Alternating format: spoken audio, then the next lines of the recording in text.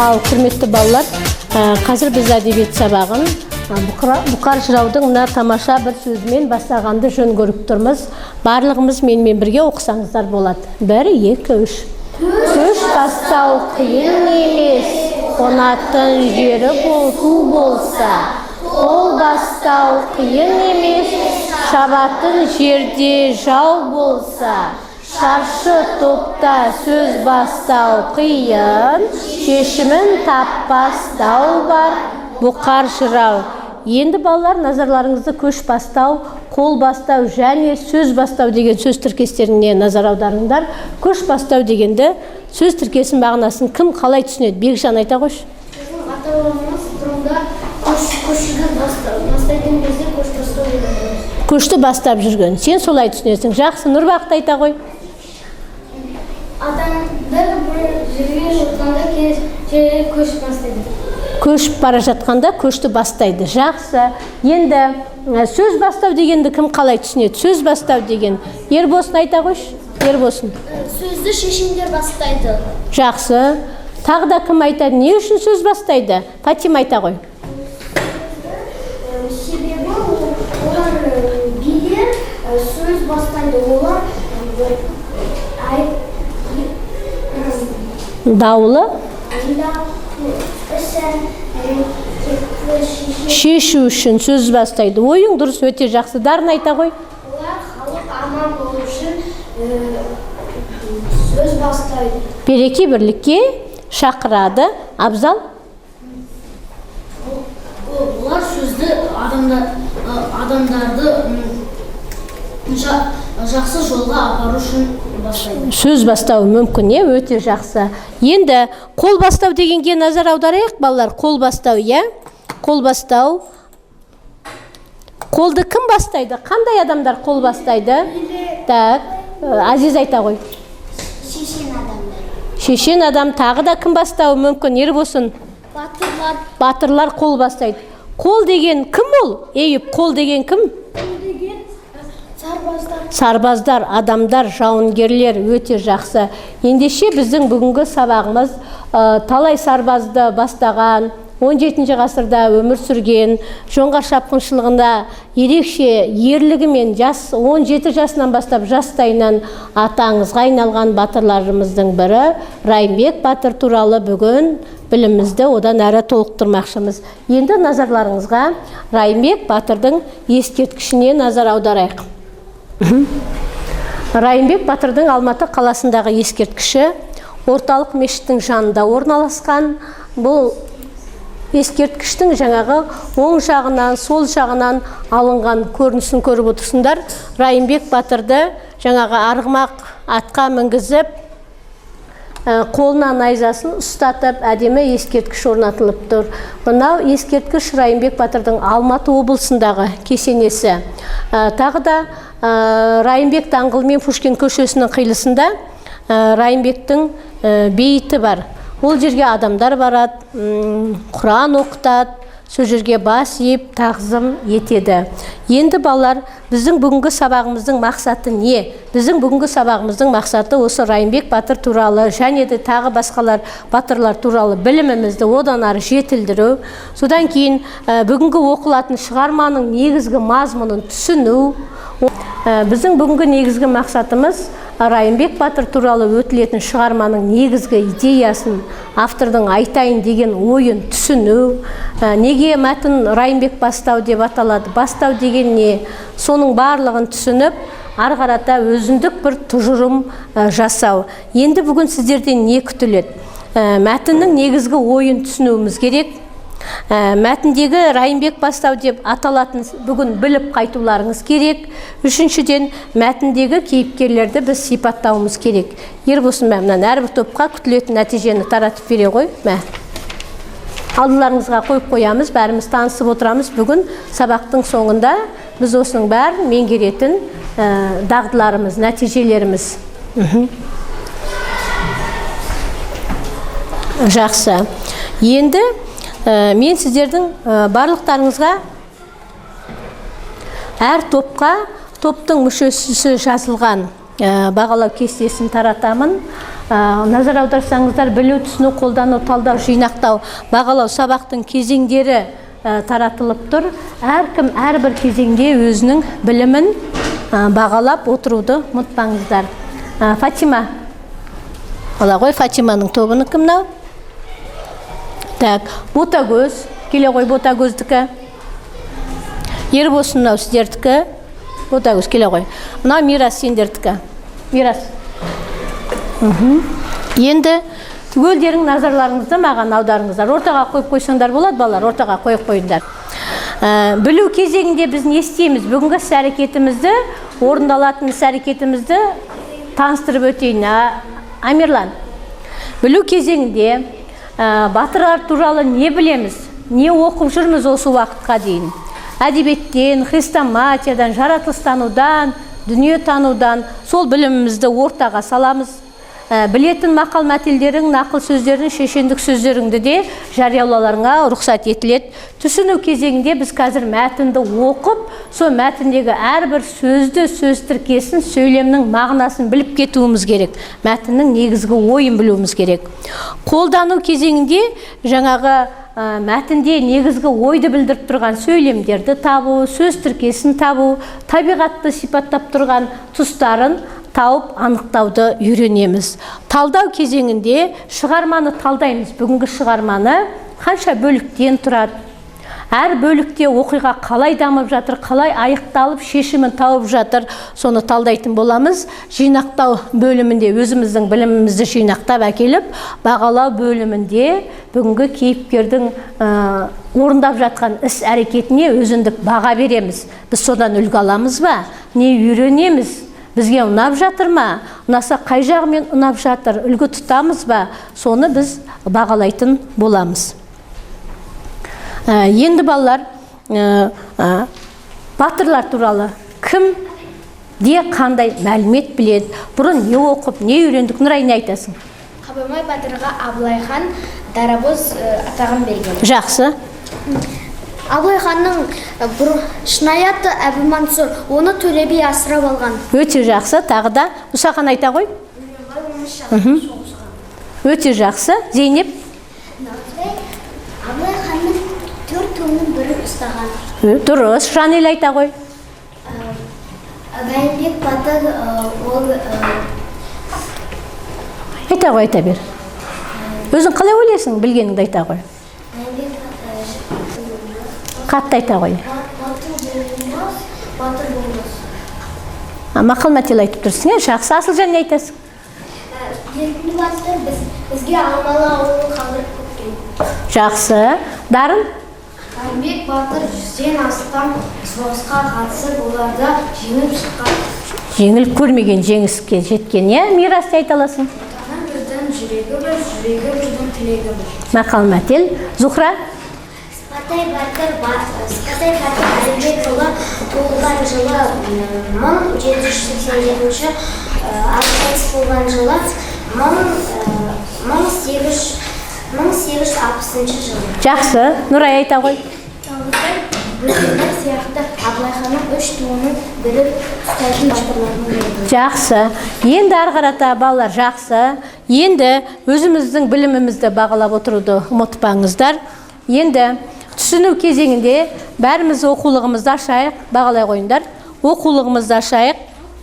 Оқулықтың 101-ші бетіндегі Райымбек бастауын аштық па? Дайынбыз ба, балалар?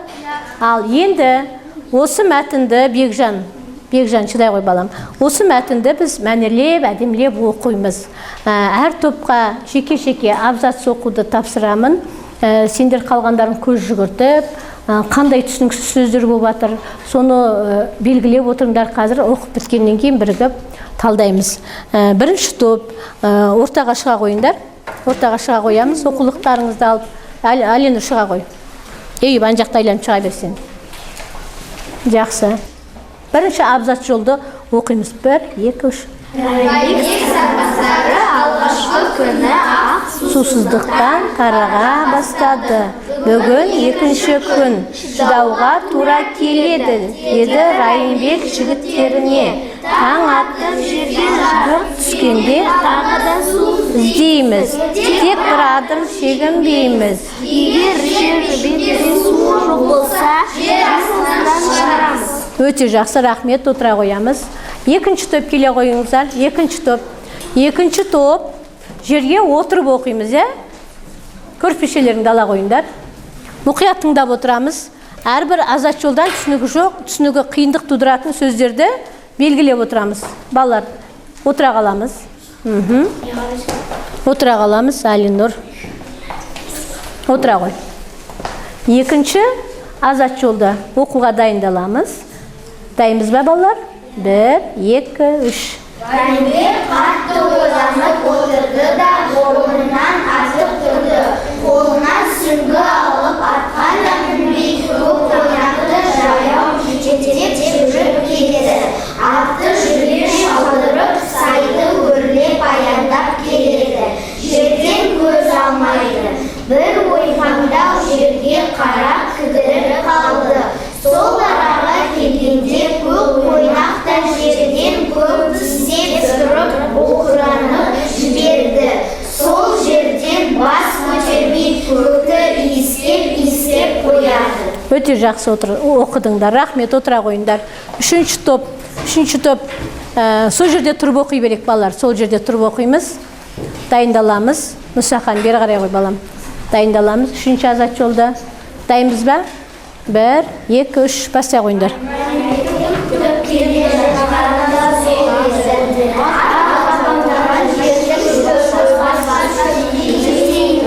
Бояуы қанық, жасыл тым балдыр.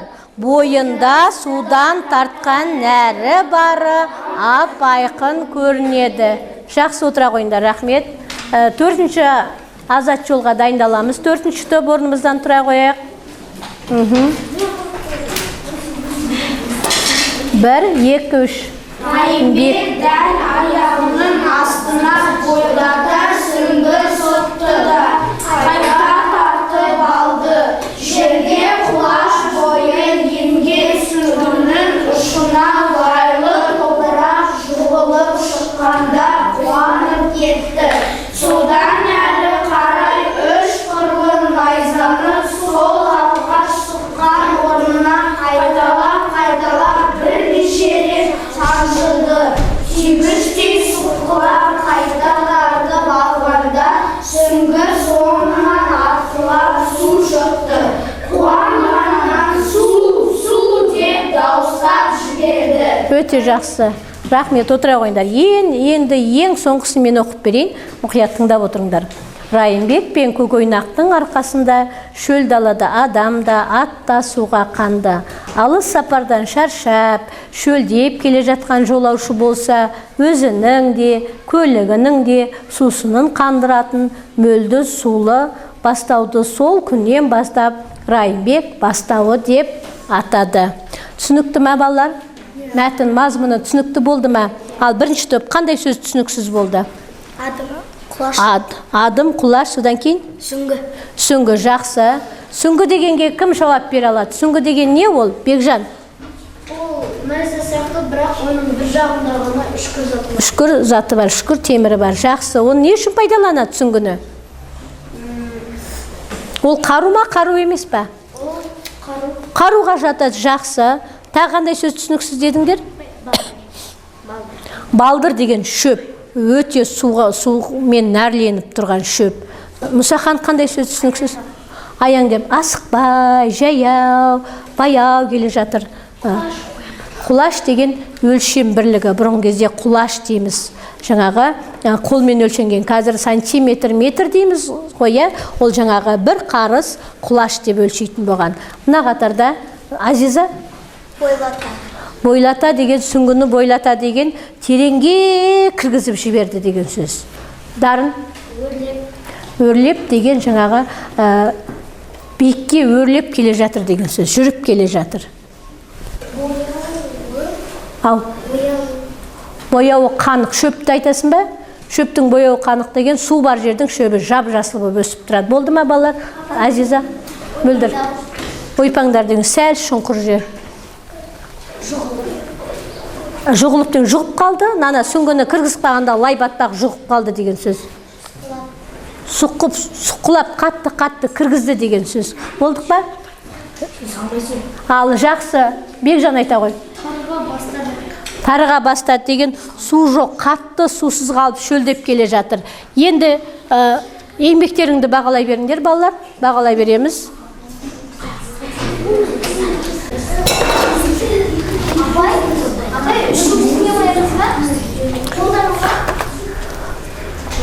Түсінуге қойып жатырмыз, балалар. Түсінуге қойып жатырмыз. Түсінуге қойып жатырмыз. Ал, енді ары қарай тыңдай қойыңдар ғой. Ал, балалар, бері қараймыз енді. Енді қолдану кезеңде осы оқыған мәтіннің ішінен, мәтіндегі негізгі ойды, осы мәтіннің тақырыбы неге Райымбек бастау деп жатыр. Сол сөйлемді кім тауып оқып бере алады? Қараңдаршы, іздеңдерші, іздейікші. Нұрай, оқи қойшы. Алыс сапардан шаршап шөлдеп келе жатқан жолаушы болса, өзінің де көлігінің де сусынын қандыратын мөлдір суды бастауды сол күннен бастап Райымбек бастауы деп атап кетті дейді. Жақсы. Енді біз бағанадан бері біз мәтін оқып жатырмыз, мәтін дегеніміз не? Кім айтады? Мәтін дегеніміз неден құралады мәтін? Неше сөйлемнен құралады? Мағынасы қалай болады? Ал Зейнеп айта қойшы. Мәтін дегеніміз бір-бірімен байланысты, мағына жағынан байланысқан, екі немесе одан да көп сөйлем. Мәтін деп атаймыз. Жақсы, біз мәтін оқыдық. Енді осы шығармамызда біз мәтінді шығарманы талдайық. Енді кез келген шығарманың несі болады, балалар? Не болады шығармада? Мөлдір айта қойшы. Басы болады, оның дамуы ортасы болады, негізгі бөлімі. Содан кейін оның аяқталуы болады. Жақсы. Алинұр? Шығарманың авторы болады. Авторы болады, дұрыс айтасың. Келе ғой, қоя ғой. Кез келген шығарманың авторы болады. Так, Мөлдір келіп қоя ғой. Мөлдір.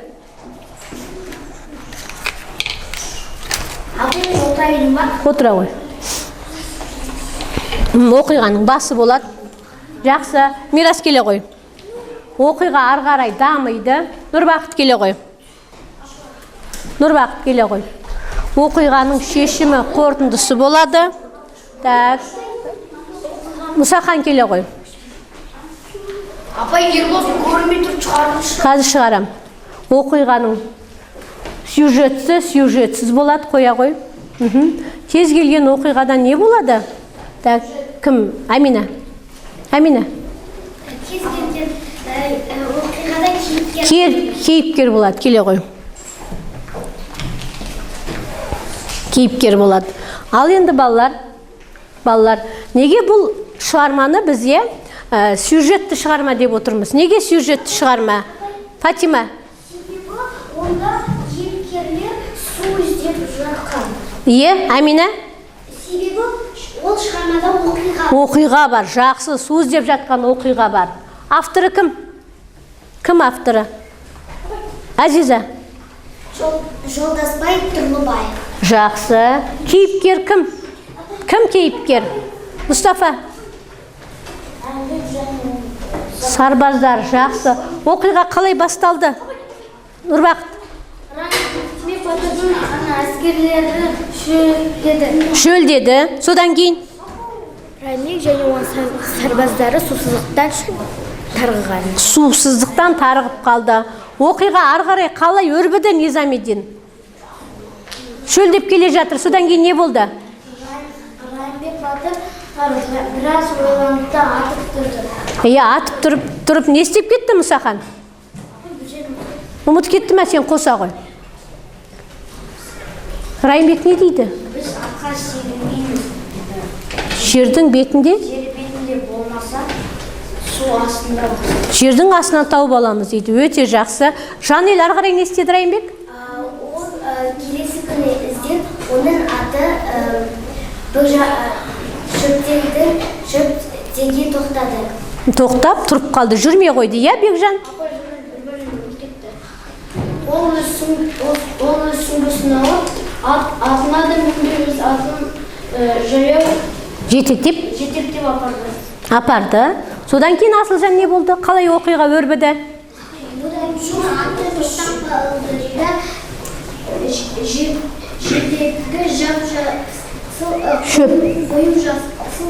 Иіскеді. Жақсы, Райымбектің өзі не істеді Әмина сол кезде? Райымбек атымен бірге де тоқтап, сол шөпке қарады. Ол өте тұнық, оның жасыл болды. Түсі басқа шөптерден басқадай болды. Жақсы. Ербосын не істеді Райымбек? Айта ғой.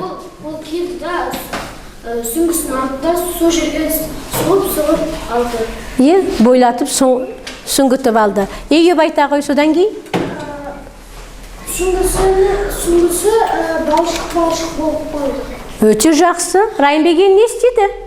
Мөлдір. Су атып, содан кейін су атып шықты. Елдің бәрі не істеді енді? Не істеді? Кәусар айта қойшы. Содан кейін Райымбек өте қатты қуанды. Барлығы сарбаздары және барлығы қуанды. Түсінікті болды ма мәтін балалар? Ал енді қорытынды, ол жаңағы қорытындысы ең ақырында қортамыз, қорытынды жасаймыз. Қорытынды сөйтіп, бұл жер Райымбек бастауы деп аталды. Сонымен бастау деген не болды балалар? Бастау деген Су немесе бұлақ болды. Жақсы. Түсінікті ма балалар? Райымбек су деп айқайлады.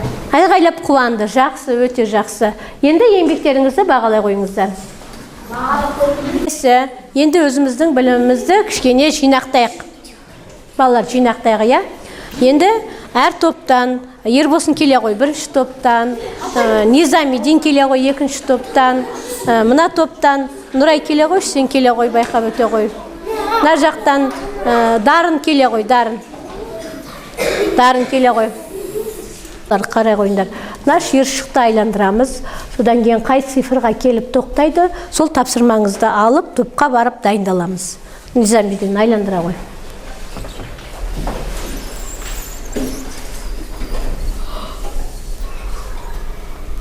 Нешеге келдік? 50. Сіздердің тапсырмаларыңыз батырлар пайдаланатын қарулар туралы, е? Батырлар пайдаланатын қандай қарулар бар? Міне. Осы суретті берем, осы кішкене көмек бағыт-бағдар береді. Барып дайындала беріңіздер. Дарын айландыра ғой.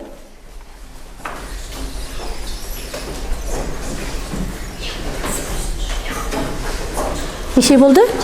20-ға келді ма? Сендер жаңағы батыр деген сөзде қалай түсінесің? Батыр қандай болады? Топтастыру жасай ғой. Е? Дарын алдың ғой. Кім? Низамидин сен алмай кеттің ғой балам. Ала ғой.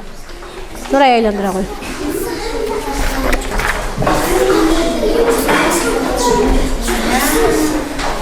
Тоқсан. Қандай шешендік сөздер білесіңдер? Соған дайындала беріңіздер. Сіздердің тапсырмаларыңыз қандай шешендік сөздерді білеміз? Не? Соны жаңағы жүйелеп жеткізе беріңіздер. Айландыра ғой.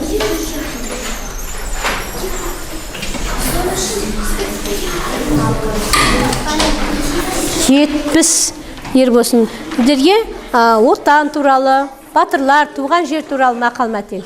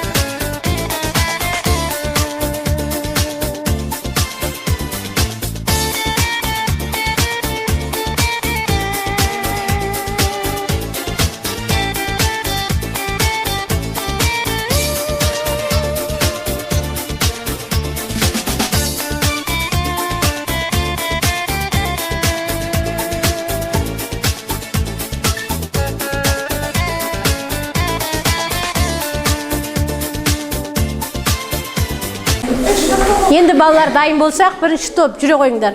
Бірінші топ. Жүре қойыңдар.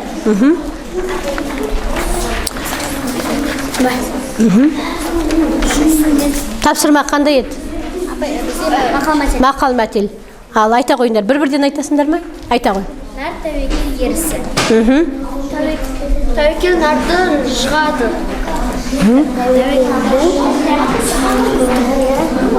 Дыбыстарың естілмейді ғой сен. Ел іші алтын бесік. Ер жолдасы тәуекел. Жақсы. Жаттап алу керек, жаттап алу керек. Екінші топ келе қойыңдар. Екінші топ жүре қойыңдар. Екінші топ шыға қой.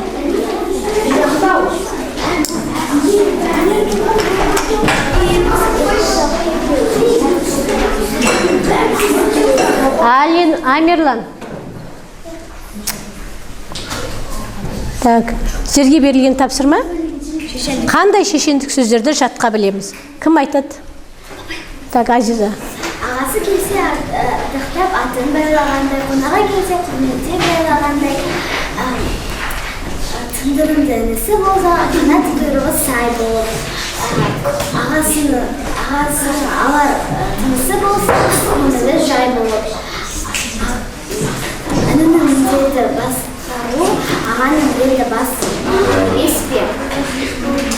Жақсы. Мирас. Біліп айтқан сөзге құн жетпейді, тауып айтқан сөзге шын жетпейді. Өзім білмесем білгендерден үйрен, білгеннен ештеңе кетпейді. Жақсы, Нұрбақыт. Халқың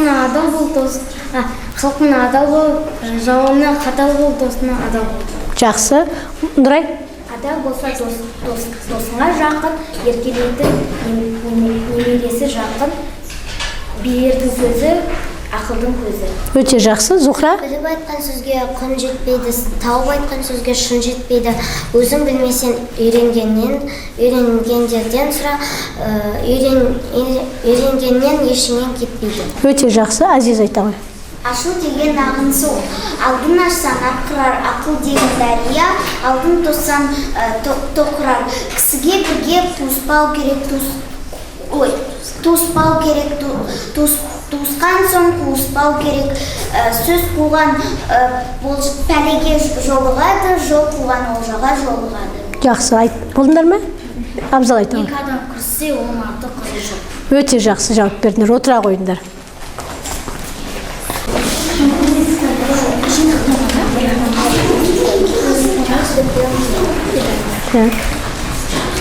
Сіздерге қандай тапсырма берілді? Батырлар қолданатын қару-жарақтар ма?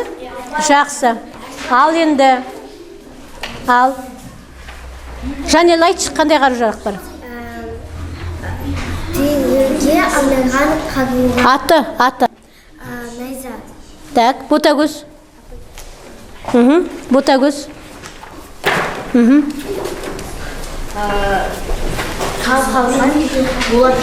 Ол не үшін? Қорғану үшін. Низамедин, сен де қандай айтасың? Қару-жарақтар Ау, айбалта, ажар? кесуге Арналған қару-жарақ? Аты не? Атын айтшы. Атын айтыңдаршы, Бекжан айта қойшы. қылыш, Сапы. семсез, Сапы. сапыр, Сапы. Жақсы, Зейнеп айта қой. түйреге арналған қару-жарақ, ішіді үсілді. Жақсы, өте жақсы. Отыра қойыңдар.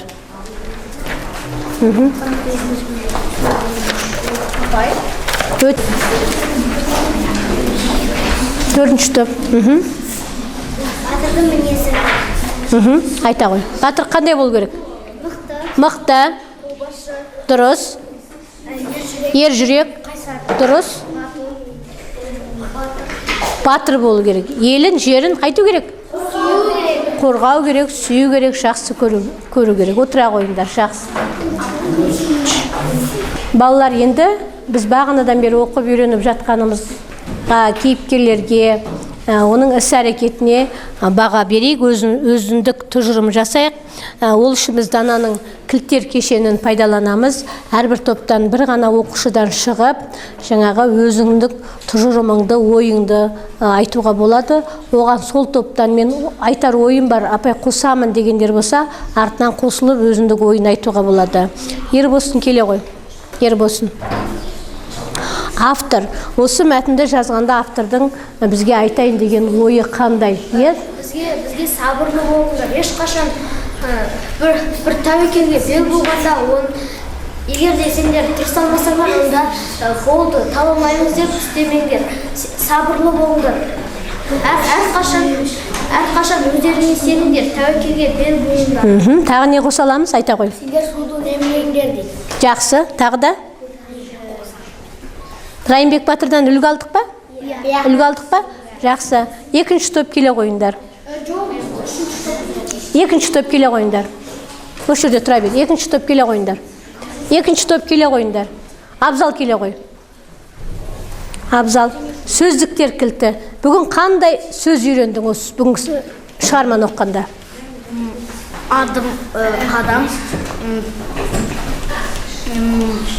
Тақырып бас. Райымбек бастауы. Бастау деген сөзді үйрендік. Оның бұлақ екенін білдік. Жақсы. Ойпаңдау. Ойпаң деген сөзді үйрендік. Мирас қосарың бар ма? Құлаш. Тағы да. Өрлеу. Азиза? Бойлата. Сүңгітті деген сөзін аяңдап. Жақсы. Үшінші топ келе қойындар. Үшінші топтан Ботагөз келе қойш. Үшінші топқа сипаттау кілті. Кейіпкерді сипаттай қой. Райымбек батыл, сабырлы, қайсар, мықты. Біз осындай кейіпкерден не аламыз? Үлгі аламыз. Жақсы. Қосарың бар ма, Бекжан? Шыдамды, ержүрек және батыл. Жақсы. Айта ғой, Жанел. Ол қаһарман және бәрінің қамын ойлайды, қамын ойлайды. Жақсы, өте жақсы. Отыра ғой. Енді төртінші топ келе қойындар. Аймина келе қой. Нарын келе қойш. Кейіпкерге баға бере қойш. Өзің ойыңнан, өзінің бір тұжырым жасай. Райымбекке жақсы баға беремін. Өйткені ол өзінің сарбаздарына жаны ашып, су тапты. Сондықтан бұл мәтіннің аты Райымбек бастауы деп аталып тұр. Саған ұнады ма? Мәтін ұнады ма? Үлгі аласың, Өте жақсы. Қосарларың бар ма, төртінші топ? Қосарымыз бар ма? Мирас айта ғой. өз сарбаздарын тастап кетті. Жақсы, өте жақсы. Отыра қойыңдар. Рахмет, отыра қоямыз. Отыра қоямыз. Топтың жұмысын, топтың Кәусар әкеле ғой, Кәусар әкеле ғой. Мына жақтан Нұрбақыт әкеле ғой. Зейнеп әкеле ғой. Зейнеп.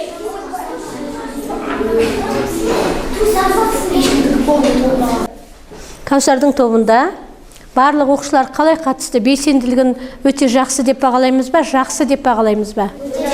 Өте жақсы. Отыра ғой, жақсы. Келе ғой, Нұрбақыт. Нұрбақыттікі алдыңа қоя сал. Нұрбақыттың тобыныкін қараймыз. Қалай бағалаймыз? Белсенділіктерін, жұмыс істеу дағдыларын қалай бағалаймыз? Өте жақсы ма? Жақсы ма, өте жақсы ма? Жақсы. Неге жақсы деп бағалап тұрсыңдар? Неге? Неге өте жақсы емес, неге жақсы? Соны дәлелдеуің керек қой. Белсенділігі төмен болып қалды дейсің ба? Қолдануда ма? Басқа жерінің бәрінде жақсы тұр ғой. Қосып үлгере алмай қалдың ба? Жақсы, бәсе, Зухра бағанадан бері қатысқан. Жақсы, отыра ғой. Зейнеп. Апай, өте жақсы. Өте жақсы ма? Өте жақсы. Белсенділіктері өте жақсы Зейнептердің, жақсы, келе ғой. Аминалардікі? Аминаға қандай баға береміз Аминан тобына?